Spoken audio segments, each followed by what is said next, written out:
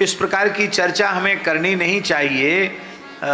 कम से कम इस पवित्र आसन से हमने सुना भी नहीं ठीक से, और किसी ने कहा कि आपको कहो तो हम मोबाइल में निकाल के दिखावें, तो हमने कहा हमको देखने की आवश्यकता नहीं, हमारा मन का चिंतन बिगड़ेगा।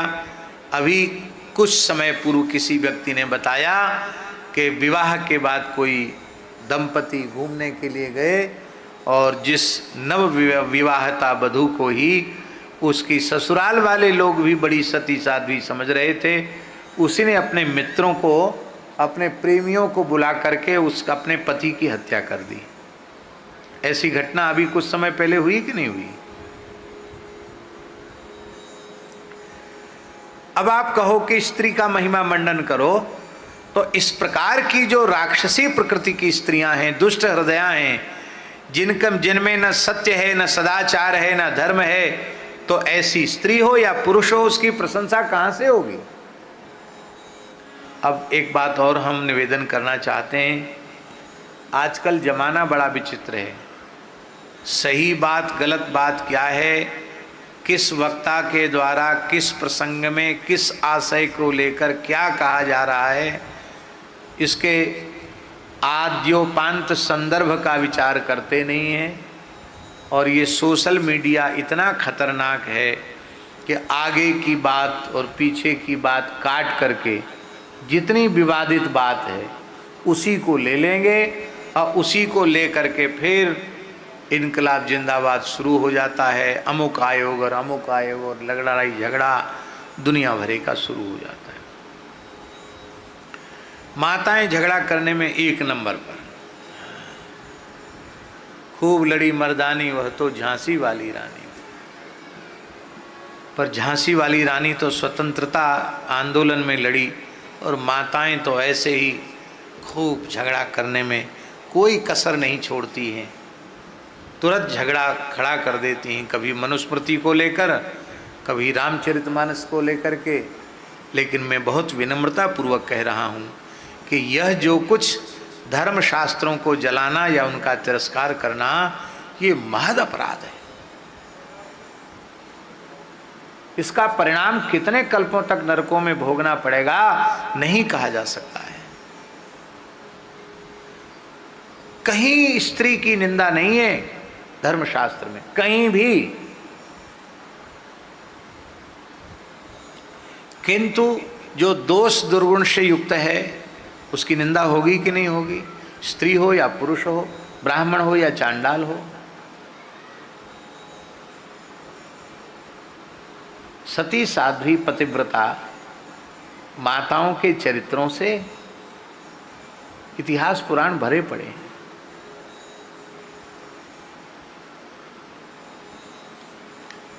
धरती के धारक 7 स्तंभ हैं।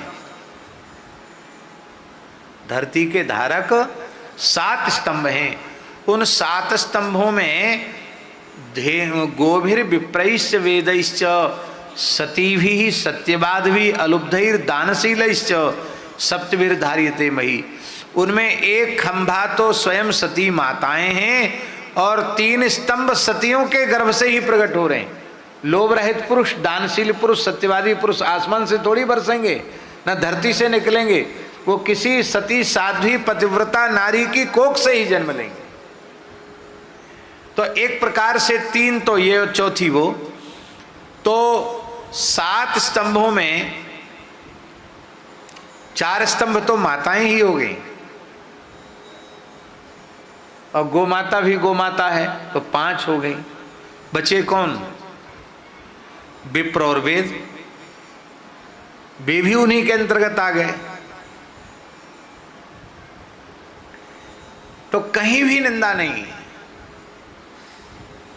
शास्त्री आपको सुनकर बड़ी प्रसन्नता होगी। स्कंद पुराण में एक वाक्य इतना अद्भुत आया व्यास जी का, वो कहते हैं 10 पुत्र समा कन्या। एक लोग कहते हैं कि स्त्रियों का आदर नहीं, 10 पुत्र समा कन्या, 10 कन्या समो तरुहु। 10 पुत्र समा कन्या, 10 पुत्रों के समान एक बेटी है। पर ऐसे वाक्यों का प्रचार ही नहीं होता।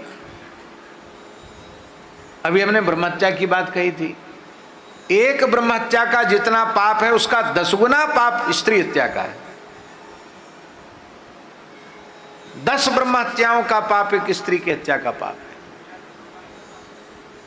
स्त्री का कभी तिरस्कार नहीं करना, स्त्री का कभी अनादर नहीं करना, यही हमारे धर्मशास्त्रों में बार बार आया है। और कहीं भी स्त्री की निंदा नहीं लिखी है। जहां कहीं स्त्री निंदा के जो वचन हैं उसमें बड़ा आश्चर्य है शास्त्री जी, जहां कहीं निंदा के वचन है वो किसी पुरुष के द्वारा कहे गए नहीं है, वो प्रायः स्त्रियों के द्वारा ही कहे गए हैं। हाँ हाँ, स्त्रियों के द्वारा ही वे कहे गए हैं, पुरुष के द्वारा स्त्रियों की निंदा नहीं की गई। अब सब जगह वही बात लगानी है। ये पतिव्रता सती साध्वी कुलीन स्त्रियों के लिए, कन्याओं के लिए बात नहीं कही जा रही है। यह बात जिनमें धर्म नहीं है, सदाचार नहीं है, जो स्वेच्छाचार में प्रवृत्त हो रही हैं, ऐसी कुलटाओं के लिए ही ये बात कही जा रही है। इसलिए माताओं को बिल्कुल भी बुरा नहीं मानना चाहिए, एकदम सही बातें हैं ये। और इस प्रकार की घटनाएं घट रही हैं, आए दिन घट रही हैं।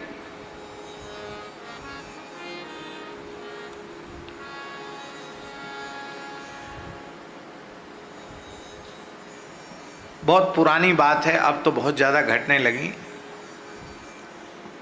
सत्य घटनाएं, मेरे उपस्थिति की घटना। एक ऐसा समझ लिए, हमारा बाल्यकाल था, तो एक घर में कुछ बदमाश घुसे और बदमाशों ने जो गृहस्थ स्वामी था उसको गणसे से, गणासा होता ना, गणसा, उस गणसे से उसके शरीर पर कई घाव किए। और वो बेचारा भगत आदमी था, तो एक एक गणसा में कहता था राम राम राम। तो वो समझते रहे कि भी जिंदा है, फिर और फिर और फिर, अंत में वो फैल गया। फैल गया का मतलब मारने वालों ने यही समझा कि ये मर गया, पूरी तरह चेतना शून्य जानकर, मानकर, मरा हुआ मानकर वे लोग वहां से चले गए। उसकी गृहिणी ने जोर जोर से रोना शुरू किया, मैं मर गई, मैं तो लुट गई। और महाराज तमाम भीड़ इकट्ठी हो गई, टोला मोहल्ले की। वो भगवान की क्या विचित्र लीला, उसमें चेतना थी उस व्यक्ति में, उसको होश आ गया। तत्काल उसको हॉस्पिटल ले जाया गया और वो ठीक भी हो गया। अब केस बन गया, अज्ञात लोगों के नाम से रिपोर्ट लिखाई गई। और एक थानेदार, बहुत ब्राह्मण देवता थे, एक थानेदार, बड़े ईमानदार और बड़े विलक्षण व्यक्ति थे वो।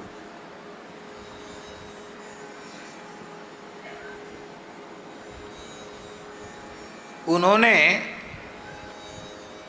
सारे केस सुलझ नहीं रहा था, व्यक्ति पकड़ में नहीं आ रहे थे, तो उसने क्या किया, लेडीज पुलिस को वहाँ सामने रख कर के और उसी व्यक्ति की गृहिणी को, जो बिल्कुल नाटक कर रही थी कि मैं तो परम पतिव्रता हूँ, हाय हाय ये क्या हो गया, उसी को उसने इतना जोर से धमकाया। और धमकाया कुछ नहीं शास्त्री जी, लाल लाल मिर्चा सिल्लोड़ी पर पिसवा करके बोले तुम्हारी आंखों में भरेंगे, सच्ची सच्ची बात बताओ। भरा भरा कुछ नहीं, उसने सारी बात कबूल दी कि ये मेरे प्रेमी थे और ये पति मिलने में बाधक था, कई बच्चों की माँ। तो हमने फिर यही सोचा कि तुम आ जाना, गेट ऐसे ऐसे खुला रहेगा, भीतर घुस जाना, और मैं गड़ा सा बढ़िया से तैयार करके रखूँ, लाने की ज़रूरत नहीं है, ये ख़त्म हो जाएगा। बच्चे छोटे हैं, इधर उधर चले जाएंगे, फिर तुम चाहे जब मैं तुम्हारे पास आऊँ तुम हमारे पास आओ, कोई बंधन नहीं। पूरे गांव में चर्चा चल रही थी, कितना प्रेम है, देखो खा पी नहीं रही है, पछाड़ खा खा के गिरती है, मेरे पति को कोई बचा लो, मेरे पति को बचा लो। और उसी की गलती से तो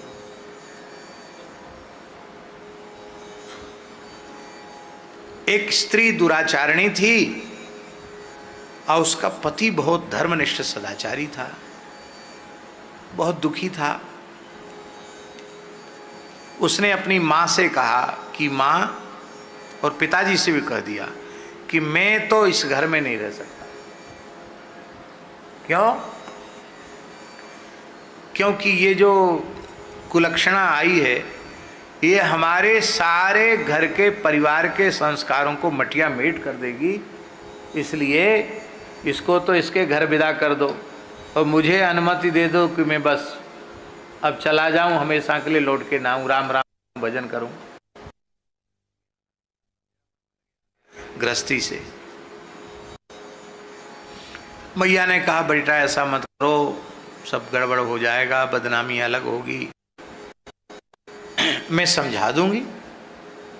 तो सासू माँ ने बड़े प्रेम से समझाया, ससुर ने भी समझाया, देखो हमारा खानदान है, हम लोग अच्छे कुल खानदान के हैं, ऐसी घटनाएं बाहर जाएंगी तो क्या होगा हमारा, हम मुंह दिखाने लायक नहीं रहेंगे। लेकिन वो कहाँ मानने वाली थी। अंत में एक दिन की बात है कि पतिदेव ने उनको समझाया कि देखो देवी, तुम अपने जो दुर्गुण हैं उनका त्याग नहीं कर पा रही हो और मेरी इस प्रकार की स्थिति बनी हुई है, तो तुम ज्यादा कुछ उपद्रव करोगी तो मैं कुआं में कूद के मर जाऊंगा।